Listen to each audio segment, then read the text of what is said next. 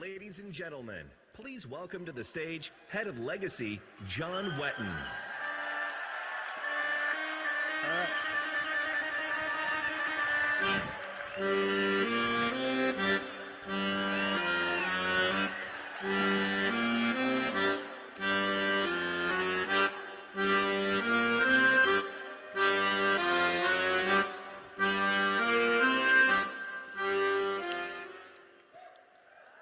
Hi. So I was really hoping for a little bit of downstage music, if I could get that. I'm going to play you a song and then tell you a story. So here goes nothing.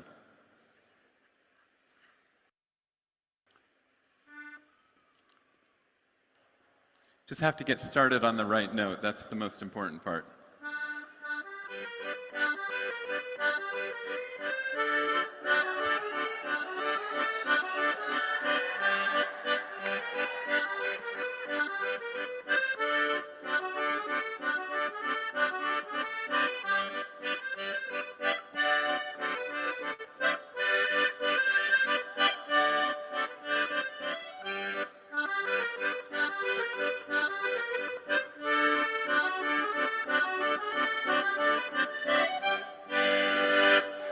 All right.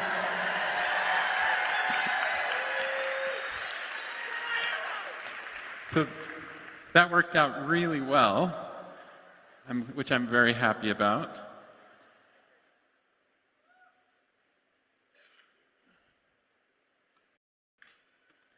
And maybe I could get a clicker. So if you were to tell me last year when I was on stage, that this year I would be playing a musical instrument, I would have told you you are absolutely out of your mind, because I am not a musician at all. I was forced as a small child to take piano lessons like a lot of kids are, and as soon as I could play a few church hymns, my mom let me stop going to piano lessons. But in the last year, I have learned some really important lessons from Gary, and I want to share that with you today because it has really changed my life. But I want to take you through the process of how I learned what I learned so that you can see how I got here. So last summer, there was some of the leadership team went on this camping trip up above where Gary grew up. Gary grew up in Challis, Idaho. And he often took his family and members and friends up camping to this place called Warm Springs. And nobody's been up there for about 10 years. So I thought we should go.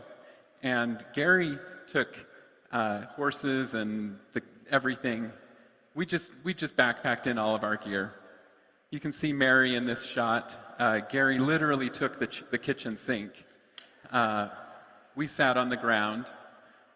Gary went fishing, so of course we went fishing. Anyway, in researching these trips that Gary would take to this place, I tried to recreate as many experiences and opportunities as we possibly could.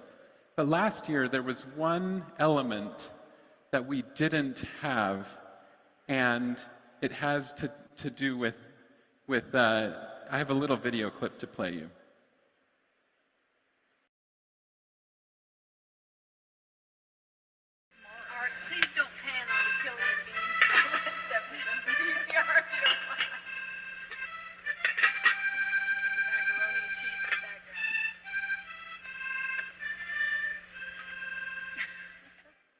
So that's Gary playing a harmonica.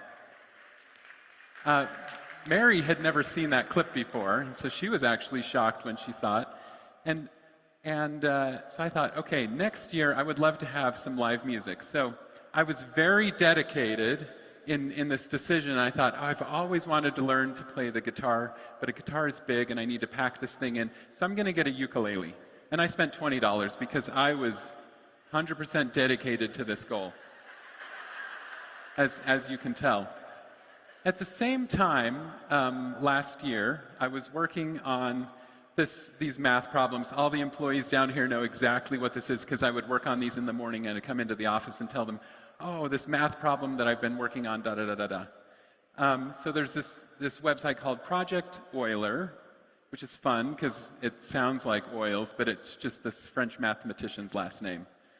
And there are all these projects on this website, and there's these math problems, and you have to work through them.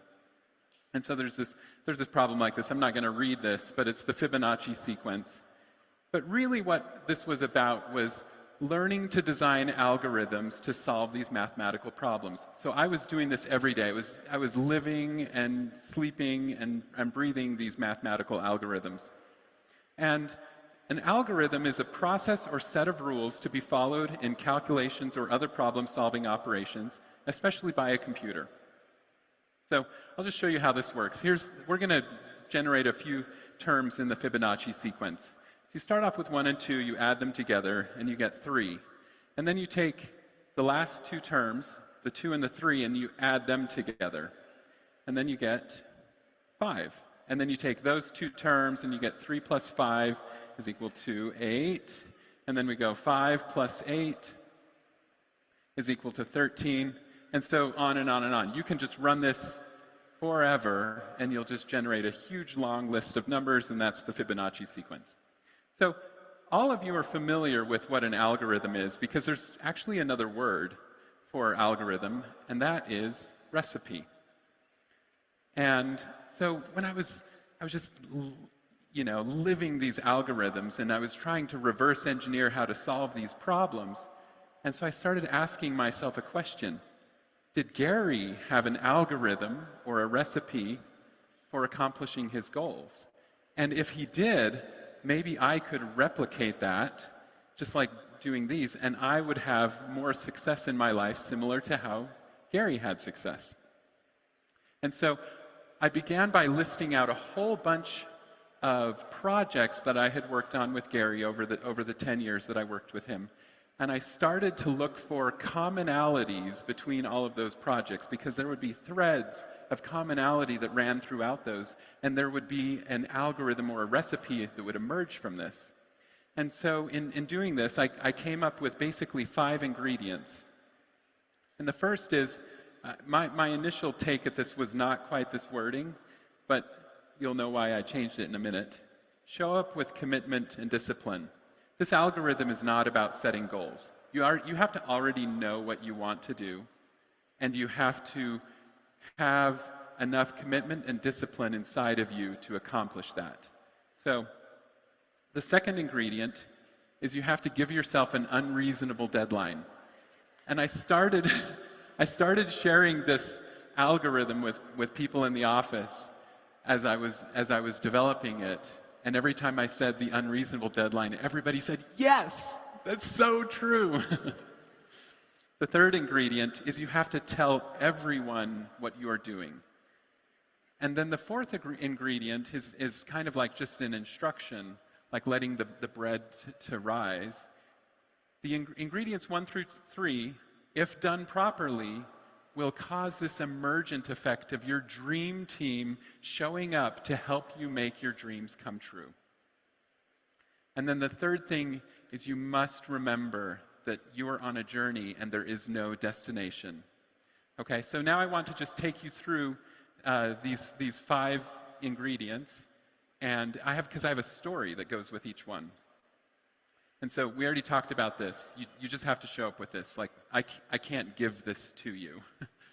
The second one, the unreasonable deadline. Everybody knows about the story of Gary building this distillery in Croatia. He'd actually set a goal to finish it in 2 weeks, so 14 days. He went over, which is normal for Gary. He always went over his deadline, but he would set an unreasonable deadline and then come close to achieving it. We're going to talk about that more in just a second. So there's Gary with the first distillation. We'll just play that next video.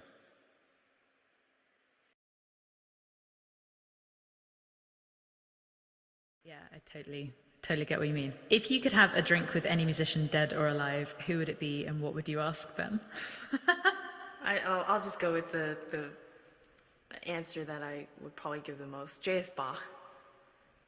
oh my God, like the most prolific musician ever. But just, he was ordinary, and he was kind of like deemed ordinary to a certain extent, right? So exactly. If you read about just his life, I've been to Leipzig, where there's a museum, obviously, and where he used to work, and you see all of these artifacts. So you can, hypothetically put together a picture of J.S. Bach, this ordinary family man that was an extraordinary, and that's really downplaying it, musician, just incredible. I went to Leipzig. The thing I took away from it was just the deadlines. It's like he had so many deadlines, like weekly, daily deadlines he had to meet, and that's why he was so prolific. And it's just like, if you don't have, I think if there is a misconception, if someone, doesn't necessarily know all that much about him and understand that that was why he produced so much in his lifetime, it's like, set yourself deadlines, like actually figure it out. I should have given you just a little bit of preface for that video. It was a podcast interview between two musicians, and obviously I was working on music at the time.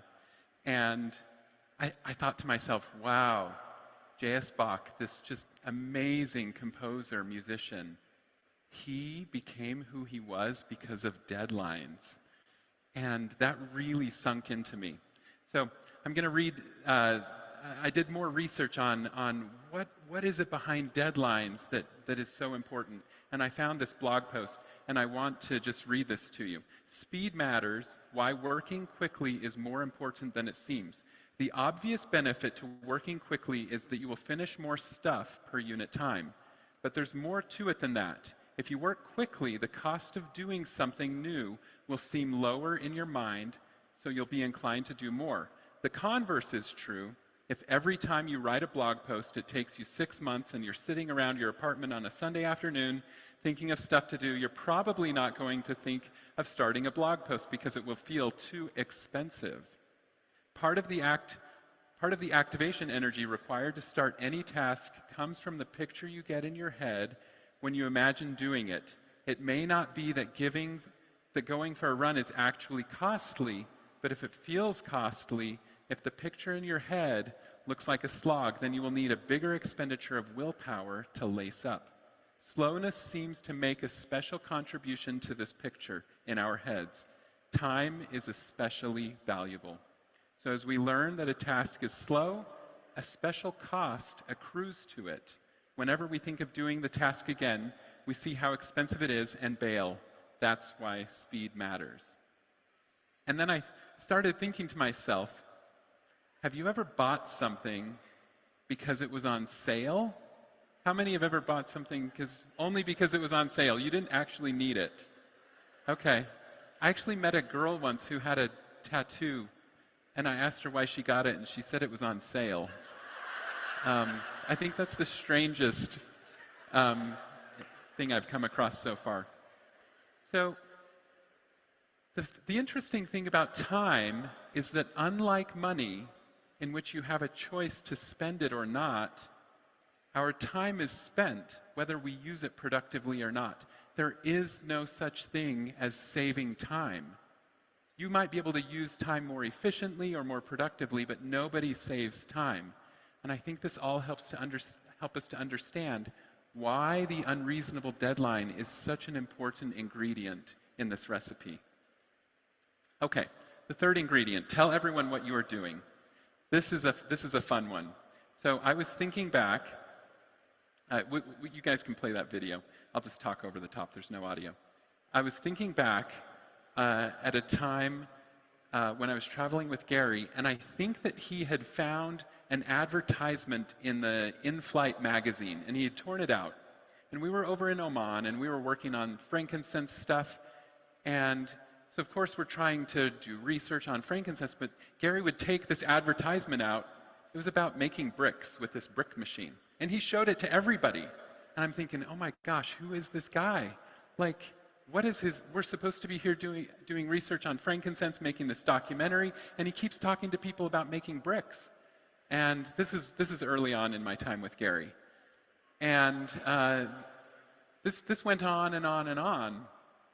And eventually we ended up in Ethiopia. And again, he's like, do you guys know anything about this brick making machine? There's a number. There was a number and an address. It was in South Africa. He could have called them. But the fascinating thing is we eventually ran into somebody in Ethiopia that had a brick factory that used these brick machines. And so we got to go there, and I helped Gary shoot this video so that we could understand the process. And we'll just move past the video now. And I want to show you this letter from 2013. It's Mary writing about their Christmas letter. We had a wonderful time in Ecuador and celebrated the groundbreaking ceremony for the new addition to the Young Living Academy that was built for 47 students and now has 180 attending. It's going to be built with blocks or bricks made at the farm with a new machine that makes bricks with cement and dirt, a new adventure. So the whole time, I'm thinking, who is this crazy guy that wants to talk about making bricks? But Gary knew that he needed bricks to build projects in Ecuador. Okay, the next ingredient, or step in the process, is that if you do those first three right, your dream team will emerge. This is just an emergent phenomenon. People, when you know what you want and you give yourself a deadline, people will show up to help you do it. And so I'm just going to stay on the same thread of making bricks. There was a devastating earthquake in Nepal in 2015, I believe. And Gary went there and he said, guess what? I know how to make bricks. I'm going to come back here and I'm going to help you build your village, rebuild your village. And I have a team of people that will help me. And so many of you volunteered to go to Nepal and help make bricks. And then we also have the same brick-making factory down in Ecuador, and I know that a lot of you have had a chance to tour the farm and make bricks down there for the school and for other local building projects. So, okay, on to the last ingredient. Remember, it's a journey, not a destination. I would say that this is probably the most important after the unreasonable deadline. Maybe that's the most important. It might be a tie. Gary, this was his superpower. It's like for him, failure wasn't a thing. If something didn't go well, he just moved on. He just said, okay, well, we'll just try again tomorrow. It's just a step in the journey. And he didn't expect success immediately, nor did he expect to be an expert immediately. And the story that I want to tell really quickly that goes along with this was Gary learning how to do the dog sled racing. And the first race that he did was the Tustumena 200, and it was roughly 200 miles on the Kenai Peninsula. And we were not allowed to help him. Like, no spectators can touch any of your stuff. Can't touch your dogs, can't hand you food, can't hand you water. But you can accept help from another racer, somebody else that's entered in the race. And so Gary said, well, he had no experience. I think he had been dog sledding for 3 days or 5 days. And he said, great, I can get around this rule. I'm going to hire somebody to race alongside me. And then I don't need to train. I can just go and do the race and train on the way, train in the race. He's like, that's the best kind of training you could ever hope for. And so this is just some of the photos from that trip. Gary was so tired at the end of this because they hardly sleep at all. But Gary did finish. And from here, you can see his name down at the bottom of the list. He finished second to last. So the person he was racing beside is Patrick. And Patrick said, "Gary, would you mind letting me finish last? Because the person who finishes last gets a red lantern, and I really want to win the Red Lantern Award." So Gary said, "Patrick, I would be more than happy to let you finish last." So the next race that he did, which was just a few weeks later, or a few days later, was called the Willow 300. And this is on the last morning of that race. So two nights had already passed, and it was absolutely freezing. The screen on the back of my camera, I shot these photos. It had frozen. It's a liquid crystal display, LCD. That liquid can freeze. The image was actually, stopped updating. I would take a picture and it would just show the old photo because the liquid had frozen. That's how cold it was. But really, Gary was having a lot of back pain. And one of the race officials went up to Gary and said, "You're not going to finish within the time limit. And so you might as well just drop out." And Gary said, "I didn't come here to drop out. I'm going to finish this race."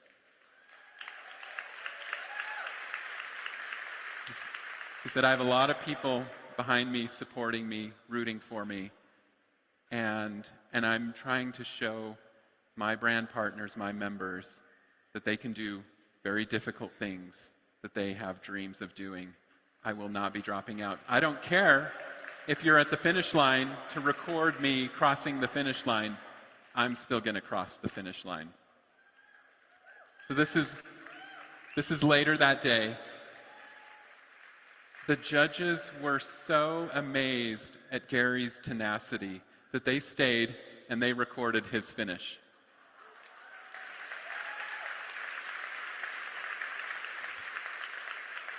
And there's Gary hugging Joseph, and you can see Mary there. So, okay, I'm now armed with this recipe. I've come up with this recipe, and then Cobus had asked me to come to Europe and speak. And I thought, okay, well, maybe I can talk about this recipe. But I thought, what if it doesn't work? Like, what if I got it wrong? So I thought, well, I better run an experiment. And I thought, what could I run an experiment on? And then I remembered the $20 ukulele, and I thought, this might be a good challenge. I don't play the ukulele, I don't play the guitar, I don't play anything but a little bit of piano.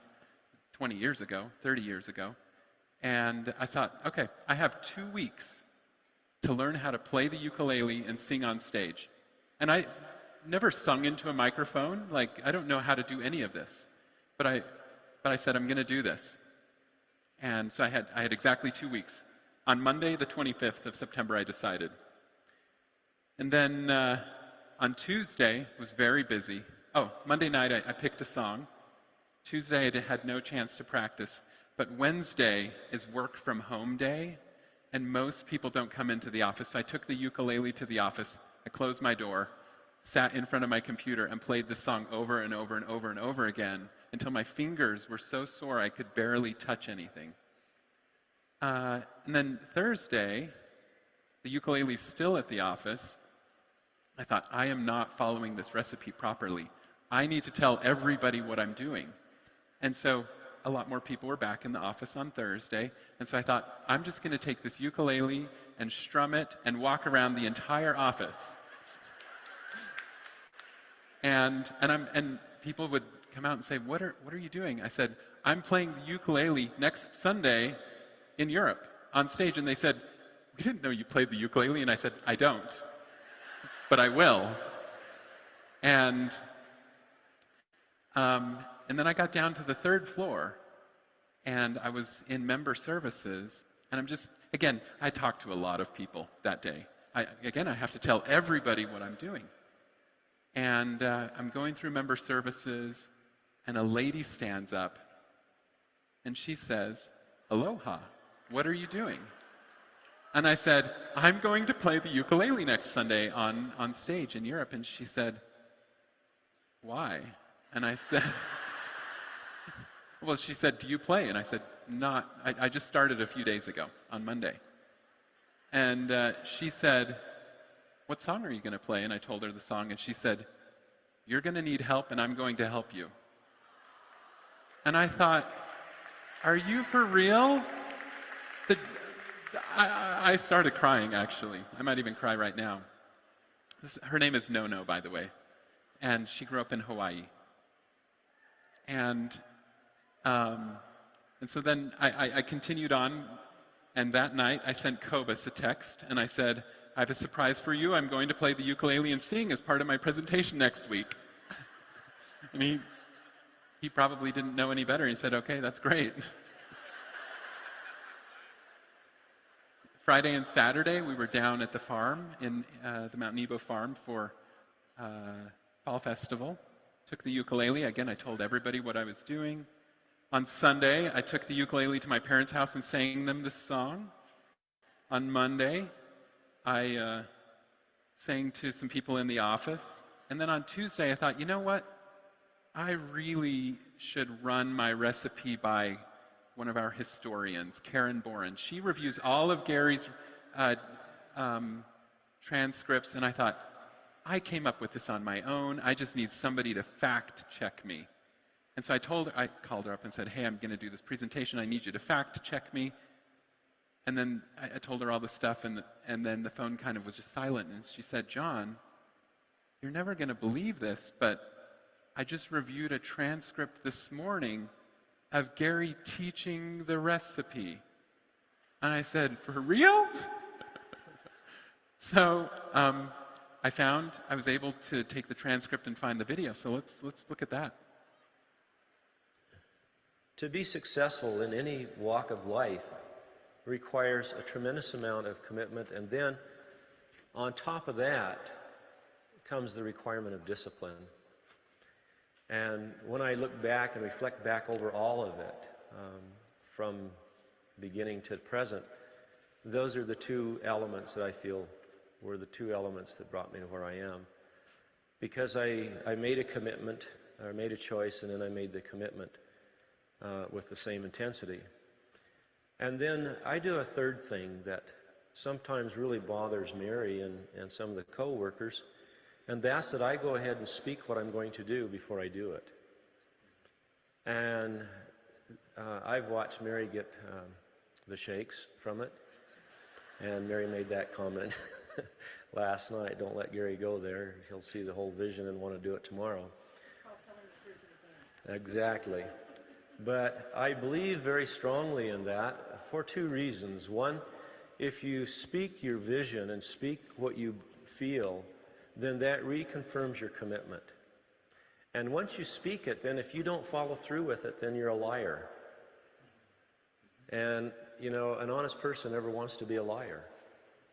So that's why I do it. I call it putting my back against the wall and forcing myself to make it happen. But if you just think it in your mind and you just conceive the idea and you don't make a statement, even though you're committed to that choice that you just decided, but you don't make a verbal statement about it, then there's no one to hold your feet to the fire to see it through. And that can be very challenging, and it can be very difficult because, you know, you've made that commitment and you've told other people that you're going to do this, and, you know, all of a sudden people are saying, well, Gary, when's it going to happen? When's it going to happen?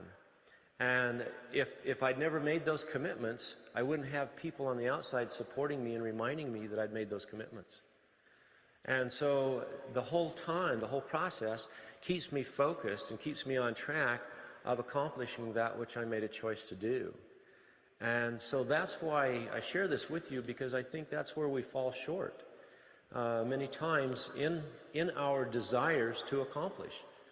Because we don't want other people to look at it and say, oh, you're a failure. Oh, well, you know, you said you're going to do this and you're going to do that, and it never happened. Well, the other thing to keep in mind, just like in my own personal situation, I've made the statements, I'm going to do this and I'm going to do that. And I may not fulfill it in the exact time frame that I would like to because of circumstances, but it always happens. .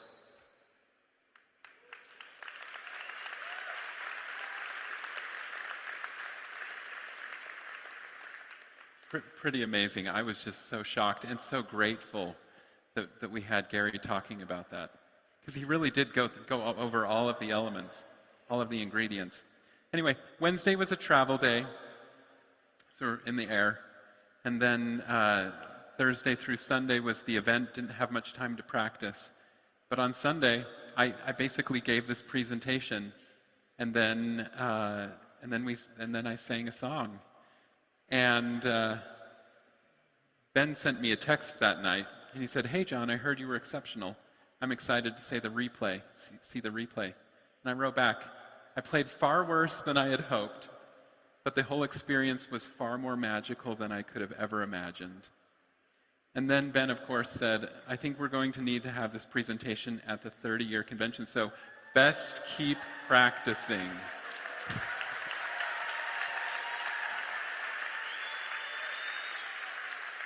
So I thought, how can I keep this project going? And I remembered a chapter in this book, Atomic Habits, which Ben also talked about yesterday. Highly recommend it. There's a chapter about a photography class where the professor divides the class into two halves. And one half, he says, "I'm going to grade you on one photograph. You're going to turn in one photograph at the end of the semester, and that will be your entire grade." And then this other half, he said, "I'm going to grade you on 100 photographs, and it will be a composite of all of the quality of all of those photographs." And he said the group that had to do 100 photographs were far better photographers at the end of the project, or at the end of the semester, than those that just had to do one, even though they were working for perfection. And then I also came across this video. I'm sure you can search for it on YouTube. There's this lady, she's a real musician, and but she wanted to learn to play the ukulele. And so she heard about this 100-day project where you learn a song a day. And I thought, well, I'm not a musician.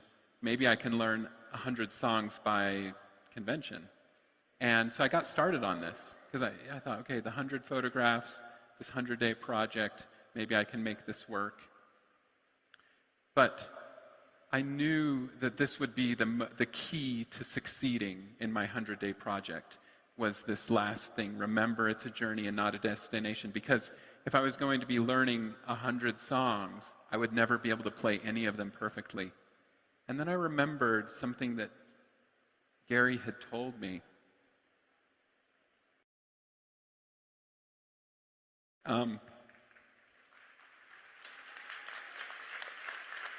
A long time ago. I don't know exactly when. 2012. I don't know. But I got called into his office, and he handed me a token of gratitude.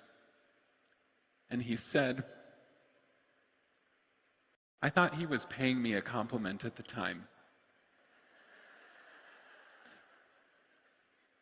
He said, "John, I've always appreciated how much of a perfectionist you are, but I'm just not that way. For me, good enough is good enough."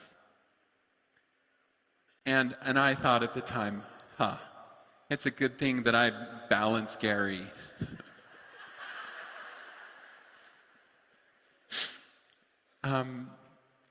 But last year I was reflecting back on this moment, and I realized Gary was, at that time, was trying to teach me something. And so I thought more about this journey and not a destination, and I realized that good enough is going to have to be good enough.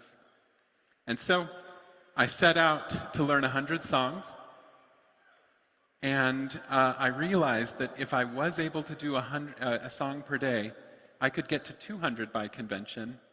And I was supposed to record song 200 on Wednesday, but then this happened. So I got to 199.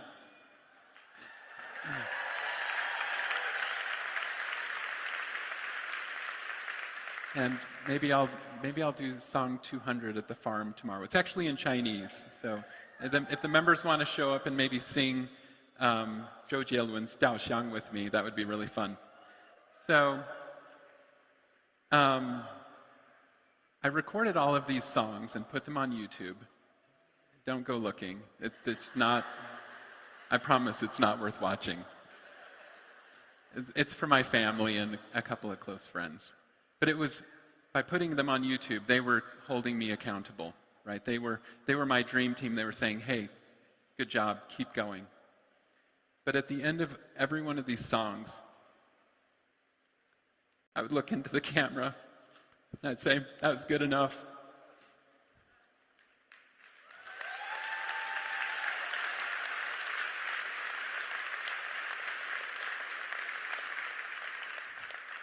I was so grateful for that lesson that Gary had taught me all those years ago. It took me over 10 years to figure out it was a lesson. And then you're probably wondering about the accordion. What's up with that? Well, how many of you got a chance to ever see Grandma LaRue, Mary's mother, play the accordion? Yeah. So Mary brought the accordion into the office to go into the museum, and as I was working on all of this, I thought, maybe I could also learn to play the accordion. And so I took it home over the Christmas break, and just so happens my father plays the accordion. So on Christmas, I asked my dad to give me an introductory lesson to the accordion, and then 2 weeks later, I actually played it on stage for an event that we had. So that's what that's all about. So I'm just trying to keep the tradition alive. I might be playing at the farm tomorrow under the shade of a tree. It's nothing official. So that brings us to now. This is my $20 ukulele. And it's available for auction. You can buy it. And whoever wins, I'll also be more than happy to do a Zoom call with your team and talk about Gary's recipe for success.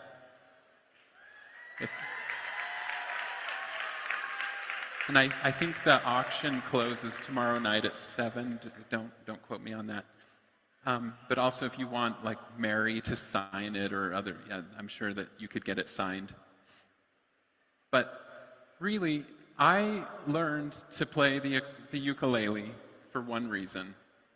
That was to sit around. What is wrong with me?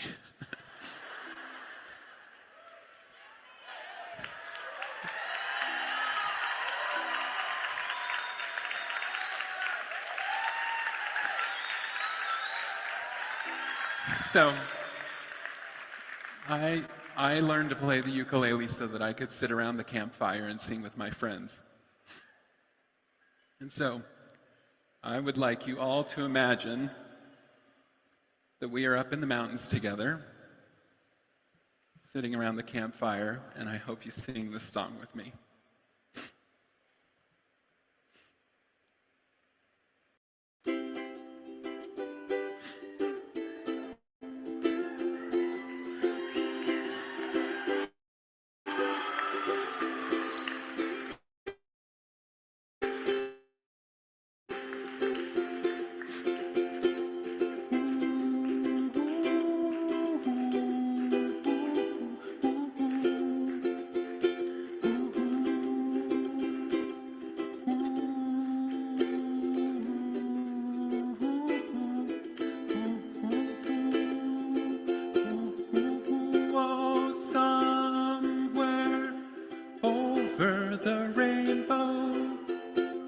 Way up high, and the dreams that you dream of once in a lullaby, high, high, high, oh, somewhere over the rainbow, bluebirds fly, and the things that you dream of, dreams really do come true. Someday I'll wish upon a star, wake up where the clouds are far behind me, where trouble melts like lemon drops, high above the chimney top. That's where you'll find me, oh, somewhere over the rainbow. Bluebirds fly, and the dream that you dare to, oh why can't I? Well, I see trees of green and red roses too. I'll watch them bloom for me and you, and I think to myself, what a wonderful world. Well, I see skies of blue and I see clouds of white and the brightness of day. I like the dark and I think to myself, what a wonderful world. The colors of the rainbow, so pretty in the sky, are also on the faces of people passing by. I see friends shaking hands, singing, how do you do? They're really singing, I love you. I hear babies cry and I watch them grow. They'll learn much more than we'll know, and I think to myself, what a wonderful world. Someday I'll wish upon a star, wake up where the clouds are far behind me, where trouble melts like lemon drops, high above the chimney tops. That's where you'll find me, oh, somewhere over the rainbow, way up high. And the dreams that you dare to, oh why can't I?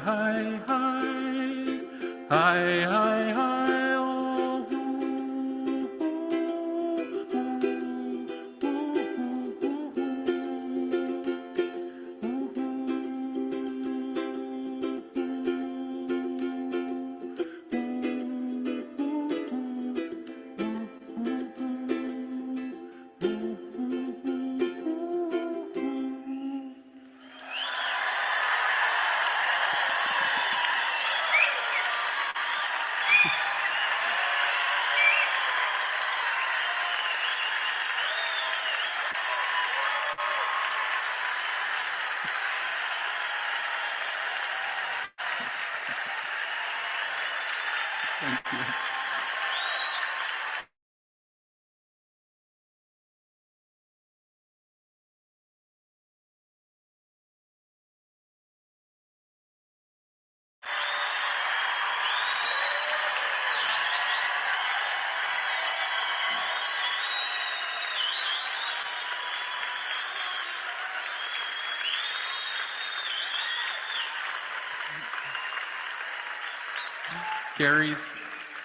Gary's recipe for success has really changed my life.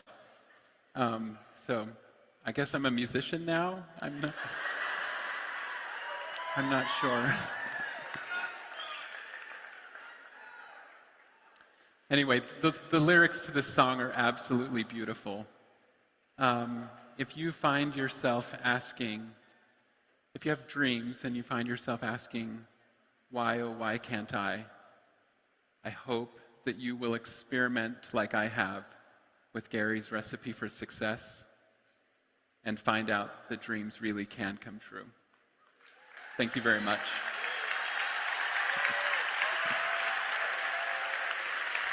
See you guys.